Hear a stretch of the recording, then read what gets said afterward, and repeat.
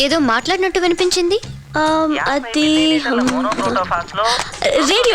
రేడియోలో రైతు మిత్ర ప్రోగ్రామ్ వస్తుంది కదా, వింటున్నా. ఓ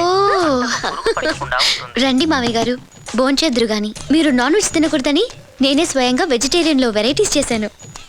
అయ్యో, ఏమైంది? ఆయన ఉపవాసం చేస్తున్నప్పుడు పచ్చి మంచినీళ్ళు కూడా ముట్టుకోరమ్మా. అయ్యో పాపం, జాగ్రత్త అండి. వెళ్ళి పడుకోండి. వెళ్ళు. అయ్యో జాగ్రత్త. ఏంటి మావయ్య గారు తూలుతున్నారు? నీరసం అమ్మా, నీరసం. ఉపవాసం కదా, కళ్ళు తిరుగుతున్నాయి. వెళ్ళండి, వెళ్ళి పడుకోండి. నువ్వు కూడా పడుకోమ్మా, సిద్ధు రావడానికి లేట్ అవుతుందేమో.